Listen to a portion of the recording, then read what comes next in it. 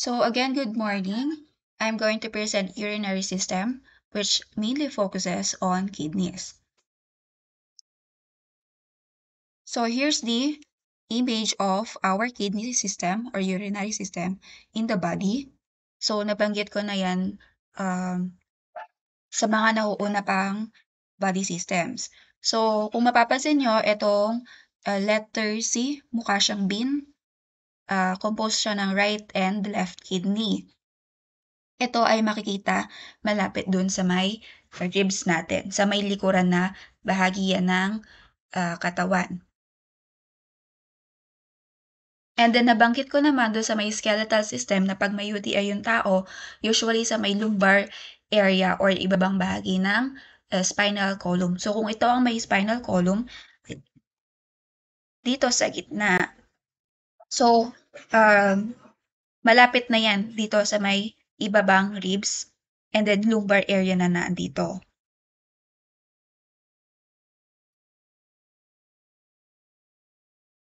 And then of course, meron din itong veins. We have the inferior vena cava and dito naman descending aorta. So sa descending aorta, nagbibigay ng nutrients because of the red blood cells.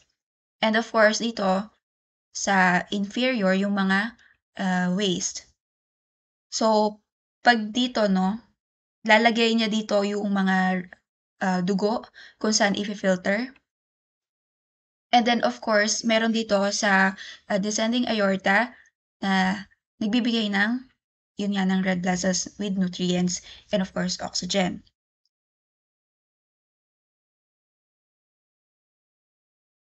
So we have the urinary tract. This is a contiguous hollow organ system. And it has two functions. The first one is just to collect, transport, store, and expel urine periodically and in a highly coordinated fashion. When we talk about highly coordinated fashion, meron po yung mechanism or meron yung system na sinusunod. May step-by-step po yan. So, dito, it collect wastes. So, from our bloodstream, papasok ngayon yung ibang wastes sa bloodstream and then dito magsi-circulate. Dito usually, yun nga, mag-filter ng dugo. And it just for transportation, pag may na-filter na sa dugo ng mga ions or electrolytes, yun naman po ay isasama sa bloodstream na pwedeng magamit sa katawan. And then, of course, to store, dito sa may part ng urinary bladder, yung mga waste or urine. And then, by expelling, gagamit ng, of course, ng reproductive organ. Second, it's just to ensure the elimination of metabolic products and toxic wastes generated in the kidneys. When we talk about metabolic products, byproducts na to ng dugo.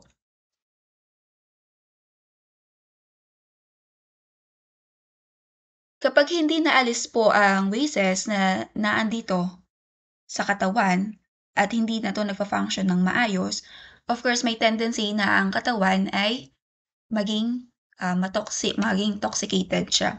And pag ganun, may tendency na bumagsak yung katawan ng tao.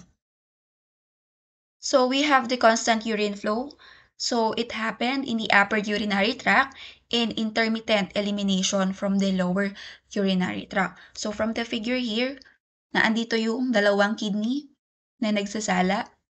So ito yung tinatawag na upper urinary tract and then for the lower urinary tract, so pababa, dito na po yun. So ito lang yung mababang explanation for the urinary system. So, pag biology, deep ang biology terms or explanations. So, dito, we have the renal corpuscle na nandun sa kidney. So, ang pinakang gawain yan is just to filter. We have the nephron. Ang nephron po ay kidney cells ang tawag. At dyan, pumapasok yung tinatawag nating mga red blood cells or yung dugo. Ayan po. And then, dito sa may proximal convoluted tubule, meron ng reabsorption. Ito na yung sa may bahaging gitna ng kidney. So, kung ito yun, okay, so may filtration dito. Dito na yan, may system na yan sa loob. Paikot po yan. So, dito may reabsorption or secretion. So, ang urea ay protein na sinisekret at nilalagay dun sa ihi. And then, kasama na rin dito yung lactates at saka ketones na byproducts ng dugo. We have also the organic compounds like glucose, ions, water, and amino acids. And of course, with the help of this hormone, dopamine. Dito, okay. So, dito makikita ninyo na mataas pa yung content level ng water. Kasi yun nga, meron ditong reabsorption. And dito, pagdating sa loop of Henle, sa loob pa rin yan ng kidney, dun sa dalawang beans, we have the descending limb and the ascending limb. Sa descending, pababa, more on water reabsorption yan. And dito sa may ascending limb, yung sodium and the chloride are eliminated or isinasama sa ihi. So, wala na ditong reabsorption of water. So, kaya walang permeability based dito sa may figure. And then, pagdating dito sa may distal convoluted tubule, reabsorption again. So, ito ay optional. Pwedeng gawin or hindi. So, usually, ang involved na compounds dito or molecules, we have the water, yung calcium, sodium, and chloride.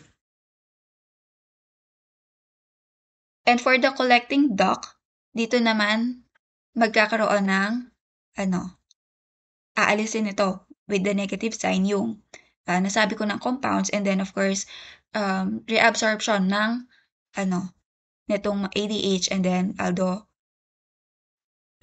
ALD or aldolase. Naituro before sa amin nung nurse namin na prof, na kapag ang tao ay madalas kumain ng mga salty foods, ang absorption of water ay kakaunti. So, mas marami ang sodium and chloride na na-absorb. So, it's just the same. Ito yung simplified loop kung paano nangyayari yon. The first one, filtration. Ito yung kidney, no? So, and then followed by reabsorption, and then secretion, and then excretion. So, if a person does not eliminate the urine, of course, yung urinary tract ay isang closed system.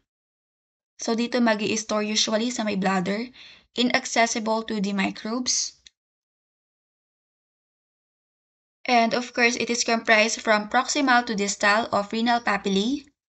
Ang renal papillae po ay nandito connected, nandito located sa mismong kidney. We have the renal pelvis. Ito po yun. The ureters. Ang ureters ay tube-like na andito. Dalawa po. And then bladder, the storage, and the urethra, which each component of the urinary tract has distinct anatomic features and performs critical functions. So, if ever po na magkaroon ng loss of function, ang isa sa mga to, pwede pa rin naman na mag-function itong kidney. Kaso nga lang, ang mangyayari, magiging twice na ang trabaho niyan compared nung dalawa pa lang. Pero yung function is just the same, hindi yun nawawala. So we have the upper urinary collecting system, yung renal papilla, or papillae, ito yun.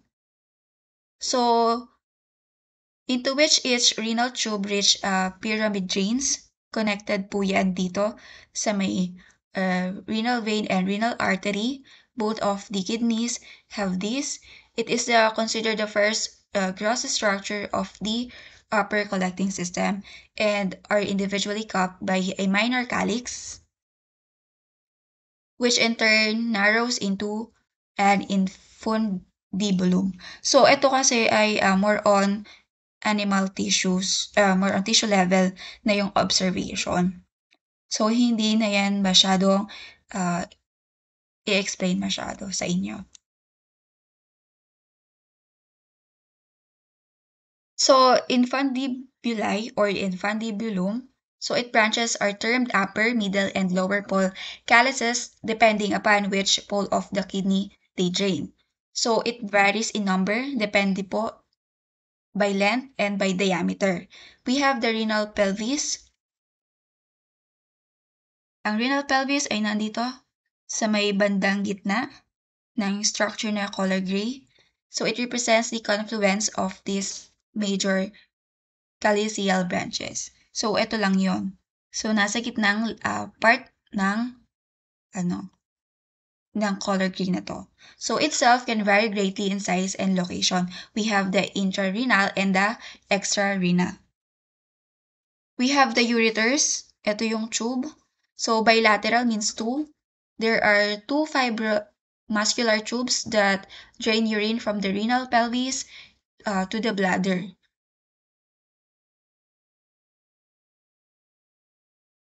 And then we have the bladder. So, ito yung storage like. So, hindi siya ganun na accessible by microorganism. So, kung accessible yan, meron ng inflammation. It's either dito, lower urinary tract, or upper urinary tract. So, pag ganun, depende din sa medication ang pagkakaiba. So, it is composed primarily of smooth muscle and collagen. Smooth muscle kasi involuntary naman siya. And to a much lesser degree, elastin. So, yung elastin, composed dito, for stretching ability. So, for males in males, we have the bladder, which lies between the rectum and pubic symphysis, and in females, between the rectum and uterus or vagina. So, it means that the bladder of two different individuals are different. We have the urethra. So, it is a contiguous with the bladder neck and begins at the distal end of the internal urethral sphincter. So, ito ang urethra sa mga babae. So, kailangan po normal ang mga sizes ng mga yan. Kapag hindi, of course, abnormalities or disorders yung maging results. Pagdating naman dito sa male, mahaba ang kanilang urethra compared sa females. So, by numbers, male urethra between 13 and 20 centimeters in length. And for female, we have 3.8 to 5.1 centimeters long. For the urine production, so function yan, both renal glomerular. So, pag itong renal glomerular, dito lang yon. Ito yung renal cortex, renal artery, renal pyramids, and the glomerular part yan by tissue level ng kidney. So, ang main function yan for filtration and for tubular reabsorption. So, the urine production is tightly regulated by systemic hydration state and electrolyte balance. So, nakita nyo naman kanina na doon sa may figure na may sodium and chloride as well as water. So, pinapakita doon na merong system or step by step kung paano ma-filter yung dugo para ma-separate yung water at saka yung wastes. So, yung electrolyte balance, yun nga, sodium, chloride, and other electrolytes. So, for the urinary filtrate, it is passed through the nephron as it winds through the cortex and medulla and it's concentrated via a counter current mechanism. And for the urine, yung liquid na nilalabas, mainly composed of water, wases, and yung nasabi ko kanina, before sa mga previous reports na bilirubin compounds. So it exits the kidney at the renal papillae and is transported through the upper collecting system. So yung smooth muscle na sinasabi ko, it surrounds calyces, renal pelvis, and ureters for ano yan, for involuntary movement. So without discrete neuromuscular junctions. Yung excitation, of course, involved pa rin dyan ang nervous system. So we have the pacemakers of urinary tract peristalsis, yung movement, involuntary movement yan. So it initiates unidirectional peristaltic contractions which in turn promote the forward flow of urine. So for clinical significance, no, again, i-discuss ko lang to pero hindi kayo nasasama sa exam ninyo. We have the anatomical abnormalities. So, pwede to by inborn. Meron din tayong physiological abnormalities. Pag physiological, more on body system yung affected. So, affected yung, kung may isang organ yung sira, pwedeng maapektuhan yung kidney or merong certain condition yung tao, maapektuhan yung function ng kidney. So the first one for anatomical abnormalities, we have the medullary sponge kidney. So as you see here in this picture, we have the normal kidney and then the spongy. Pag spongy kidney, marami yang kidney stones. So, kita naman na more on dun pa lang sa pangalan, sponge kidney, mukha siyang sponge. So it is a renal disorder which characterized by distal collecting duct dilatation and multiple cysts and diverticula within the renal medullary pyramids. Yung tinutukoy na multiple cysts, of course, yung lumalaking area dyan, which composed of kidney stones. So it is associated with other inflammation like the nephrocalcinosis, namamagay yung area ng kidney cells, urolithiasis, we have the renal failure, and urinary tract infection. For the calyceal diverticum, so eto naman inborn kasi more on babies yan. Congenital, urothelium lined cavity within the renal parenchyma. We have the type 1 and type 2. So, pag type 1, pwedeng sa taas, hindi ganon na malaki yung measurement. Kapag type 2 na, of course, may increase of measurement dyan and affected talaga yung function ng whole kidney. So, it is believed to be due to failure of small ureteral blood irrigation. For the uteral obstruction, of course, we have the intrinsic and extrinsic causes. For the meron dito sa chart ng pwedeng congenital yan, pwedeng by neoplasm, or by inflammatory.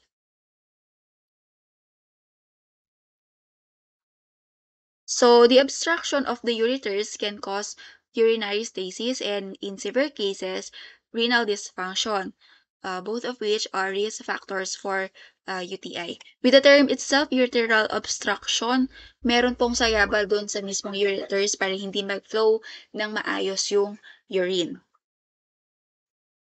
So, urinary stasis is believed to prolong the time for which bacteria can adhere to and invade the urothelium, whereas renal dysfunction prevents adequate concentration of antibiotics in the urine. We have the primary preteric reflux. So this PVR, if you observe here, we have the normal kidney or urinary tract, and then this one, ito na yung PVR. So, malaki yung difference nito dun pa lang sa mismong kidneys hanggang sa ureters. And then, of course, dahil malaki yung passageway dito, magkakaroon ngayon ng urine backflow.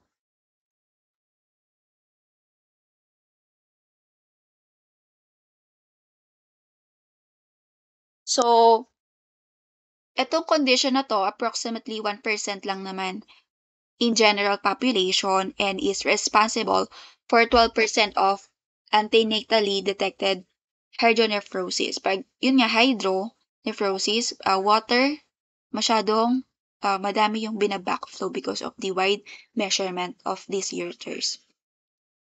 We have the bladder outlet obstruction, yung BOO. So usually sa men nangyayari because of is either bladder calculi or calculi. We have by medications, we have prostate cancer, urethral scarring, and benign prostatic hyperplasia or BPH. So, in picture, we have the BOO here. Ito yung enlarged prostate gland because of, ano na yan, pwede na kasi itong mag-proceed into prostate cancer. So, yung urethra mo, nag-narrow lalo. So, ito yung normal size dapat. Because of this enlarged, lalong numipis. And, yun nga, meron kang bladder outlet obstruction. We have the abnormal pelvic anatomy. So, with the term itself, abnormal pelvic, nagkakaroon ng disorganization between the kidney and then the pelvic girdle. We have the aging females, usually present yan sa mga post-menopausal women. So, madalas magkaroon ng tinatawag na UTI, di ba? If you observe dun sa mga nawala na ng mens after 45 years old or around 45 to 48. So, yung post-menopausal is depende sa, sa range kung kailan nag-start yung menstruation ng babae.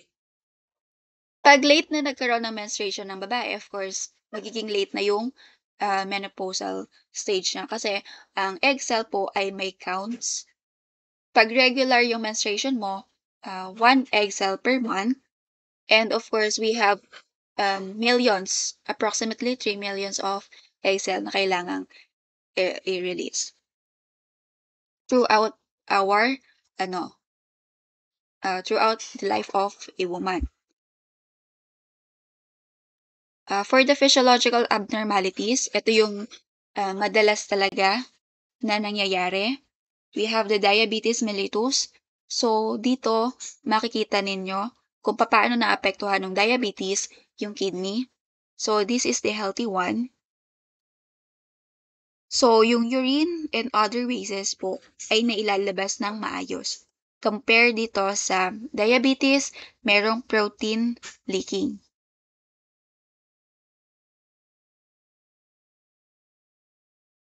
Okay. So, yung protein leaking na yon, sumasama yun sa urine. So, ma-observe ninyo kapag umiihi yung individual na may diabetes, madalas na pinupuntahan ng langgam.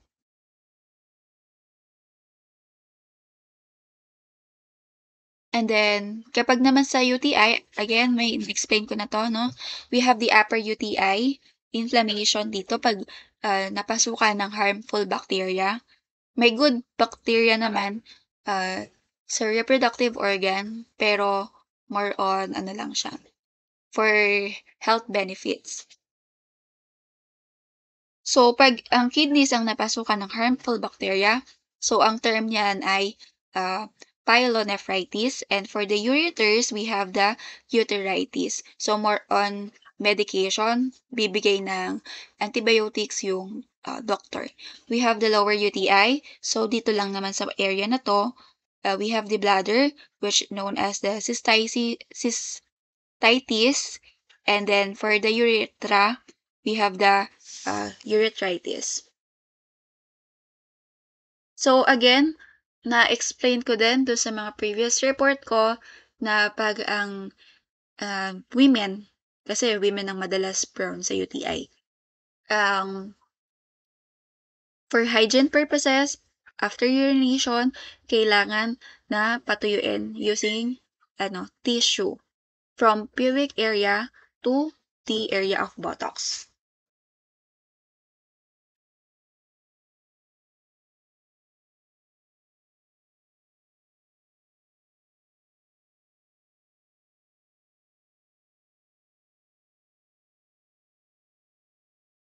Okay. Sa pagdating naman sa mga boys, usually hindi naman sila gano'n na affected ng UTI since may may close area diyan.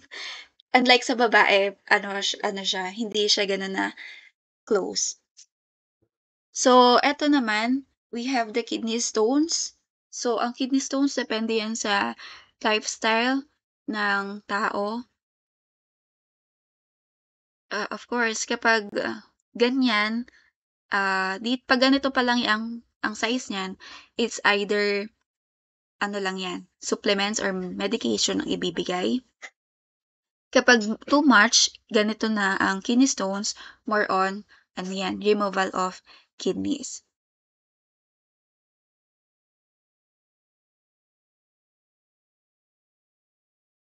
Okay, so additional information lang din. So, usually ang mga doctors, pinagbabawalan or nililimitahan lang sa mga consumers yung pag-intake ng dietary supplements or herbal supplements because it can affect your kidneys. So, too much filtration na yung gagawin ng kidneys na contain ng dietary supplements. So, by measurement, ito ang size usually ng kidney stone. So, may maliliit na size tayo dyan at saka may malaking size. So, under the microscope, makikita nyo na more on crystal-like ito kasi because of the salt content. So, pag i-observe nyo yung table salt under a microscope and then the salt you found in the kidneys is just like the same. And of course, pag hindi na okay ang kidney because of too much kidney stones, it can lead to renal dysfunction or pwede na tong tanggalin. We have the pregnancy. So, etong bacteriuria na to, hindi naman siya nagkakos ng inflammation dito sa area ng urinary system. Compare dun sa UTI, yun ang difference nung dalawa.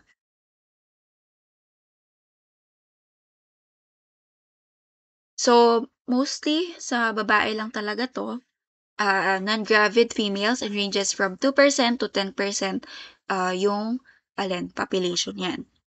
So, mostly around 25 to 35%, medyo mababa yung percentage level na mga pregnant women with bacteriuria will progress to pyelonephritis. Again, yung pyelonephritis, na-discuss na kanina, yun yung urinary tract infection that you will found in the kidney.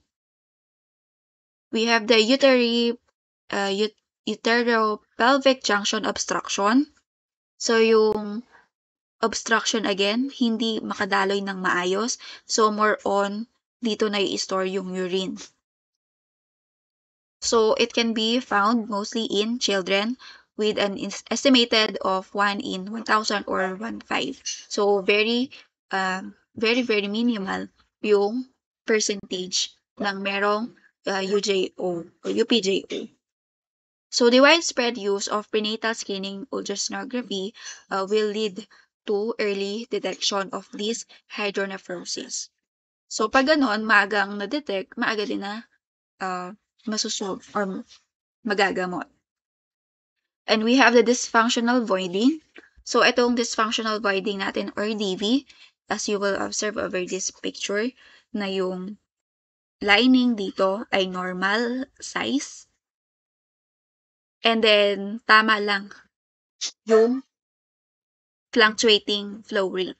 Compare dito sa may dysfunctional voiding, masyadong makapal yung contraction ay muscle dito to contract. We have the primary bladder neck obstruction or the PBNO. So, ito naman ay condition in which the flow of urine will be obstructed because of the incomplete bladder neck opening.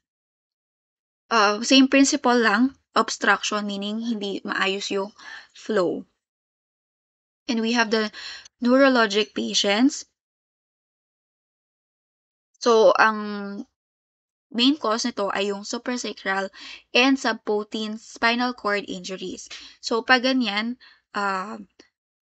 affected yung mga nerves, of course, meron kang bladder overactivity and involuntary contractions.